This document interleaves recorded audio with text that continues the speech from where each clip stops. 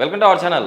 ఈ మధ్య కాలంలో చిన్న పెద్ద తేడా లేకుండా ప్రతి ఒక్కరికి కామన్‌గా వేసిన సమస్య మోకాళ్ళ నొప్పుల ప్రాబ్లమ్ అండి. కొంతమందికి అంటే పెద్దవాళ్ళైతే గుజ్జరిగిపోతుంది. చిన్నవాళ్ళైతే అసలుకు నడవలేకపోతున్నారు. సో వీళ్ళందరికీ ఆకుపంచర్‌లో బెస్ట్ ట్రీట్మెంట్ ఉంది. 100కి 100% నేను నయం చేసి చూపిస్తానంటున్నారు సారు.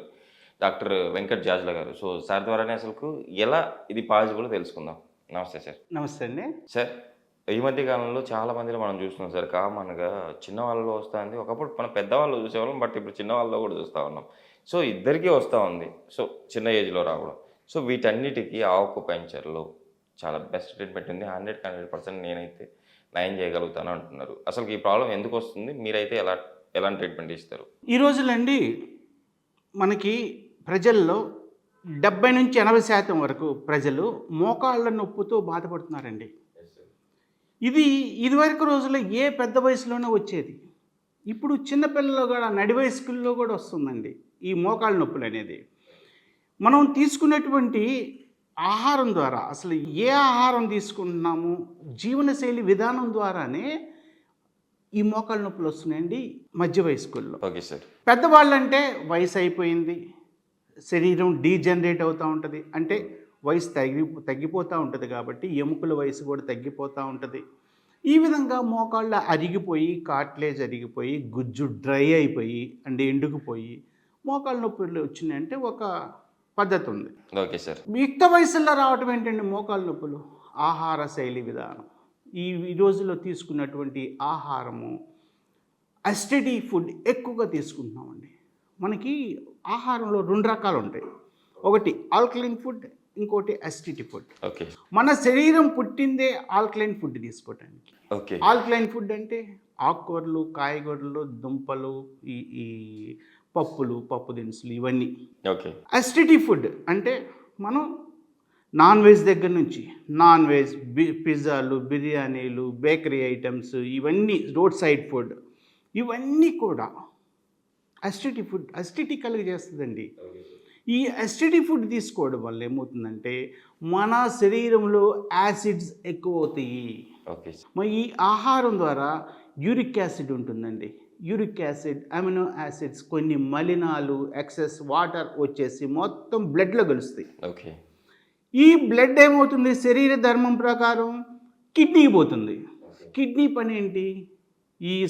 ఈ బ్లడ్లో ఉన్నటువంటి మలినాలన్నిటిని ఫిల్టర్ చేసి యూరిన్ రూపంలో బయటికి పంపిస్తుంది కిడ్నీ. అయితే ఈ రక్తంలో అండి మనకి కాల్షియం ఉంటుంది. యూరిక్ యాసిడ్ ఏం చేస్తుంది, ఈ బ్లడ్లో ఉన్నటువంటి కాల్షియం మొత్తాన్ని తినేసిద్దండి. Okay sir. తినేసి మిగతా మన శరీరంలో ఈ కాల్షియం ఇంకా ఎక్కడ ఉందా అని చెప్పేసి శరీరం మొత్తం సెట్ చేసిద్ది, ఎతికిద్ది. యూరిక్ యాసిడ్ చాలా డేంజర్ అది. Okay sir. మన యూరిక్ యాసిడ్ ఏం చేస్తుందంటే ఇది మన శరీరంలో ఉన్నటువంటి మన స్కెల్టన్ అండి, అస్థిపంజరం. ఓకే. రక్త మాంసాలు లేకపోతే మన శరీరం ఇలా ఉంటుంది లోపల.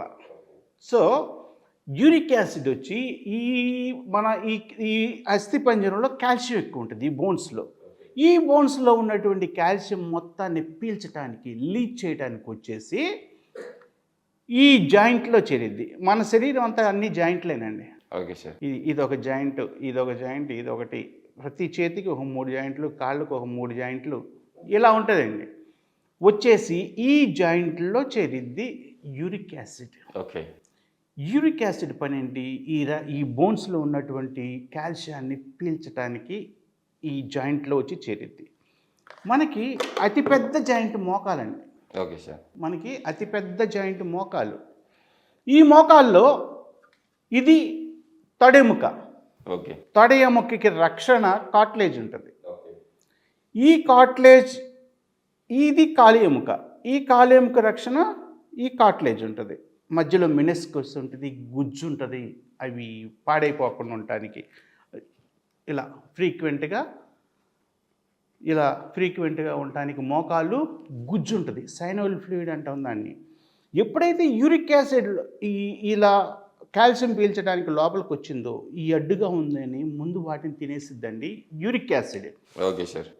ఇలా ఉండాల్సిన మోకాలు గ్యాప్ ఉండాలి. యాక్చువల్ మధ్యలో మినిస్కస్ ఇవన్నీ. అంటే యాక్చువల్లీ మనము బెండ్ అవ్వాలన్నా కూడా కొంచెం గ్యాప్ ఉంటేనే బెండ్ అవుతుంది. కరెక్ట్. ఇలా ఫ్లెక్సిబుల్గా ఇలా ఉండాలి. పరిగెత్తినా, నడిచినా, దుమికినా ఇలా ఉంటుంది. మన శరీర బరువు మొత్తం ఈ మోకాళ్ళ మీద ఉంటుంది. Okay sir.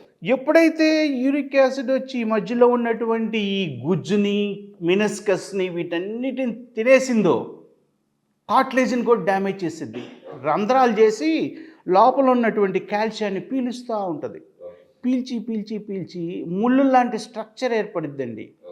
మీకు ఐడియా ఉంటుంది, ఐస్ నుంచి డ్రాప్ కావి ఘనీభవిస్తే, ఫ్రీజ్ అయిపోతే ముళ్ళు లాంటి స్ట్రక్చర్స్ మీరు చూసే ఉంటారు. ఇక్కడ కూడా ఈ కాల్షియం పీల్చి పీల్చి పీల్చి ముళ్ళు లాంటి స్ట్రక్చర్స్ని మోకాళ్ళ లోపల ఏర్పరిచింది. దాన్ని ఆస్టియోఫైట్స్ అంటాం. మనం నడుస్తుంటే గుచ్చుకుంటూ ఉంటుంది. Okay sir. విపరీతమైనటువంటి బాధలు పడుతుంటారు వాటి వలన. అసలే యూరిక్ యాసిడ్ వచ్చి గుజ్జు తినేసింది, కార్టిలేజ్ డ్యామేజ్ చేసింది, మళ్ళీ పైపెచ్చు ఈ ముళ్ళు వచ్చి ఇంకా బాధిస్తుంటే మనిషికి విపరీతమైనటువంటి బాధ అండి. కాలు తీసి అసలు మెట్లు ఎక్కాలంటే, ఒక మెట్లు ఎక్కాలంటే నరకయాతన పడుతుంటారు ప్రజలు. సో ఇవన్నీ పోయేసరికి శరీర బరువు మొత్తం మోకాళ్ళ మీద ఉంది కాబట్టి ఇలా నడిచి ఎముక బయటకు వచ్చి రాపిడి జరిగి బ్లడ్ సర్క్యులేషన్ అయిపోద్ది. ఎప్పుడైతే బ్లడ్ సర్క్యులేషన్ అయిపోయిందో జీవం అనేది ఉండదండి. జీవం లేని చోట గుజ్జు పట్టదు. అయితే ఇక్కడ నడిచేమో బాగా విపరీతంగా నొప్పి ఉందని కొంచెం పక్కకేసి నడుస్తాం. కొంచెం పక్కకేసి నడిస్తే హాయిగా ఉంటుంది కొంచెం. అందుకని చెప్పేసి ఇక్కడే నడుస్తుంటారు. Okay sir. ఇక్కడే నడుస్తుండేసరికి ఇక్కడ కూడా అరిగిపోద్ది. కొద్ది రోజులకి పూర్తిగా కరెక్ట్, ఇక్కడ కూడా అరిగిపోద్ది. ఈ విధంగా అలైన్మెంట్ ఇలా ఉండాల్సినటువంటి మోకాలు అలైన్మెంట్ తప్పి ఏమవుతుంది, ఇలా అయిపోతుంది. అప్పుడు మనిషి కొంచెం వంకర టింకర్గా నడుస్తారు. మన ఆక్యుపంచర్ ట్రీట్మెంట్ ద్వారా ఏం చేస్తామంటే, మనం mega life nature cure acupuncture clinic అండి, మాదాపూర్ హైదరాబాద్లో ఉంది. మన ఆక్యుపంచర్ క్లినిక్లో ఏం చేస్తామంటే ఫస్ట్ బ్లడ్ సర్క్యులేషన్ కలిగిస్తాం ఇక్కడ. ఓకే. ఎప్పుడైతే బ్లడ్ సర్క్యులేషన్ కలిగిందో జీవం అనేది వస్తుందండి. ఎక్కడైనా శరీరంలో జీవం తక్కువ అయిపోతే అక్కడ బ్లడ్ సర్క్యులేషన్ లేనట్లే లెక్క. ఓకే. అప్పుడు ఏదో ప్రాబ్లం వస్తుంది. ఫస్ట్ ఎప్పుడైతే మనకి ఇక్కడ బ్లడ్ సర్క్యులేషన్ కలిగించామో అక్కడ జీవం వచ్చి గుజ్జు ఊటలాగా స్టార్ట్ అయిద్దండి. ఓకే. ఊటలాగా ఫామ్ అవుతూ ఉంటుంది గుజ్జు. ఓకే. అది కొన్ని సిట్టింగుల్లో ఏమవుతుందంటే, కొన్ని సెషన్స్ ట్రీట్మెంట్ తర్వాత ఆ గుజ్జు మనకి జిగటలాగా తయారైపోయి ఆ జిగట కాస్త ఏమవుతుంది, కార్టిలేజ్ని రిపేర్ చేసుకుంటుంది. Okay sir. ఎప్పుడైతే ఈ కార్టిలేజ్ రిపేర్ అయిపోయిందో, ఈ మధ్యలో గుజ్జు వచ్చిందో, అప్పుడు ఫ్రీక్వెంట్గా మళ్ళా ఇలా ఓకే ఫ్లెక్సిబుల్గా మోకాళ్ళు పాడతాయి అన్నమాట. ఇదివరకు ఆ గుజ్జు డ్రై అయిపోయి ఉన్నప్పుడు కరుం కరుం కరుం కరుం అంటుంటాయి. టక్ టక్ సౌండ్లు కూడా వచ్చాయి, సౌండ్లు వస్తాయి, టకటక సౌండ్లు వస్తుంటాయి. ఆ సౌండ్ల వలన ఇంకా అరుగుదల ఎక్కువైపోయి కొన్నాళ్ళకి మనిషి మంచం మీద నుంచే లెగవలేకుండా నడవలేని పరిస్థితుల్లో వస్తారు. Okay sir. ఏ స్టేజ్లో అయినా సరే, ఫస్ట్ స్టేజ్లో సెకండ్ స్టేజ్లో ఏం చేస్తారంటే బిళ్ళలు మింగుతారు. బిళ్ళల వలన కొంత రిలీఫ్, షాప్కి వెళ్ళి తెచ్చుకుంటారు, కొంత రిలీఫ్ వస్తుంది. పెయిన్ అంతే ఉంటుంది. ఆ బిళ్ళ ఏం చేస్తుందంటే మన బ్రెయిన్కి ఆ నొప్పి తెలియకుండా డిస్కనెక్ట్ చేస్తుంది. అంటే ఆ మధ్యలో కనెక్షన్ కట్ చేసిద్ది. దాని పవర్ ఎప్పుడైపోయిందో అప్పుడు మళ్ళా నొప్పి అనిపిస్తూ ఉంటుంది. Okay sir. ఈ విధంగా బిళ్ళలు మింగి మింగి మింగి కిడ్నీని, లివర్ని పాడు చేసుకుంటున్నారు. ఎప్పుడైతే ఈ బిళ్ళలు మింగడం, బిళ్ళల పవర్ అయిపోయిందో ఆ బిళ్ళలు కూడా పనిచేయలేని పరిస్థితుల్లో డాక్టర్ దగ్గరికి వెళ్తారు. సార్ మళ్ళా చాలా విపరీతంగా నొప్పి ఉంది సార్, మీరు ఇచ్చిన ట్యాబ్లెట్లు మింగాము. ఇక చూస్తారు ఆయన, ఇక తప్పదండి, థర్డ్ స్టేజ్ కూడా అయిపోయింది, ఫోర్త్ స్టేజ్కి వచ్చింది, అరిగిపోయినాయి, మీకు ఆపరేషన్ కావాలి అంటారు. ఆపరేషన్లు ఏం చేస్తారండి, ఇదిగో ఇవన్నిటిని కట్ చేసేసి లోపల ఒక వస్తువుని పెడతారు.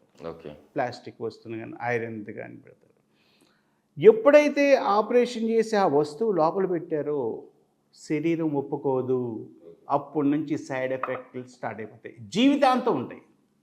జీవితాంతం ఉంటాయి. ఎందుకంటే శరీరం అది పెట్టిన వస్తువు తన శరీరంది కాదు. Yes sir. ఆ శరీరంది కాదు అది. అందుకే శరీరం ఒప్పుకోదు. అప్పటి నుంచి కూర్చోలేరు, నిలబడలేరు, అట్లా బెండ్లు కూడా చేయలేరు. హెల్త్ అంటే రోబో నడిచినట్టు ఉంటుంది. ఓకే. సో 4th స్టేజ్లో ఆపరేషన్ అంటారు. ఆపరేషన్ అవసరం లేదండి.